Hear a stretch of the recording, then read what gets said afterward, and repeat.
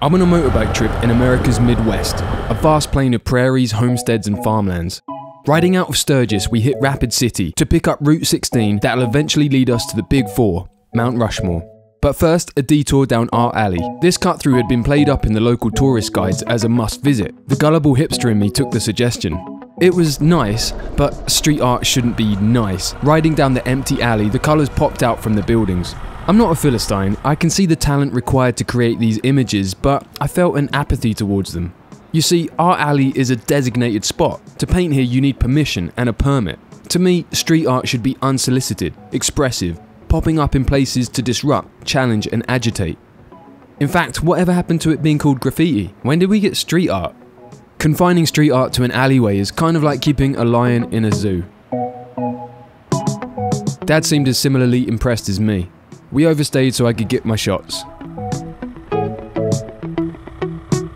Back on the road, we're speeding along the carpet of tarmac towards America's Mecca. We pay our entrance fee, park up and follow the crowds. We're greeted by Washington, Jefferson, Lincoln and Roosevelt. As a Brit growing up in the 90s, it's a sight I've seen in a collage of action movies.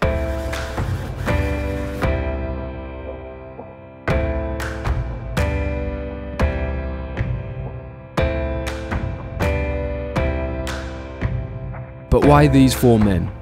Well, Washington was the first president of the United States, the father of a new country with a vision of a great nation and a modern-day democracy.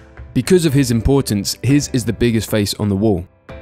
Jefferson, primary author of the Declaration of Independence, a document inspiring democracy and a moral standard. He was chosen as the face of growth of the United States after he purchased Louisiana Territory from the French in 1803 and doubled the size of the nation.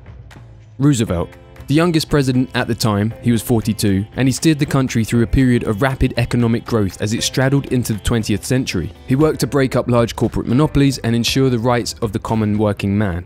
He was chosen to represent development of the United States. Lincoln. Despite being the 16th president, to an outsider like myself, he seems like the premier president of antiquity.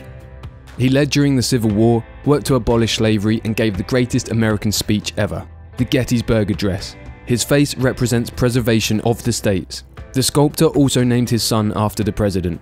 So who's responsible for all this anyway? Gutzon Borglum, an American of Danish descent. To detail his story would take too long, but no mean feats are achieved by the weak, and Borglum certainly had a voracious, confrontational and bad-tempered reputation. The rise of Rushmore is loosely as follows. The dream of such a monument was conceived by local South Dakotan chronicler Don Robinson. He wanted great folk heroes carved in the mountains to encourage tourism to the area. Borglum was brought on board to realise the dream, and he set about carving in the Black Hills, except he swapped folk heroes for politicians. Coolidge signed the Rushmore Bill, and in 1929 dynamite began exploding in the Black Hills whilst financial markets began to crash in the cities. This twist of bad timing could have ended the monument before it had begun, but amidst the Great Depression, where the stock market lost 90% of its value, where 60% of American people became categorized as poor, where home building dropped by 80%, industrial production dropped by 45%, and even the Soviet Union was receiving up to 350 applications a day from Americans to work at one of their trading corporations.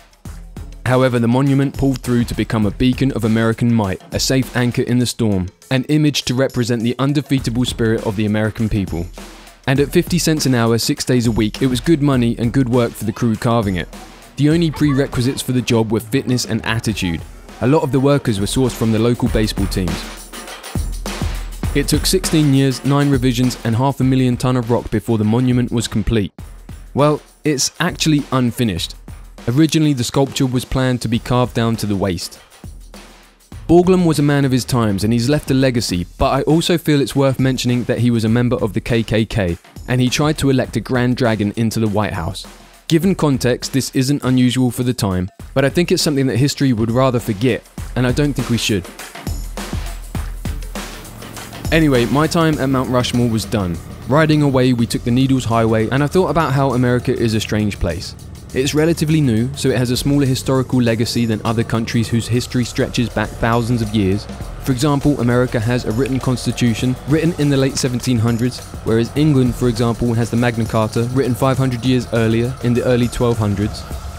I guess as a European, we have our ruins and our monuments, whereas with America, it's still carving out its identity. My historical knowledge is limited and this isn't a history lesson.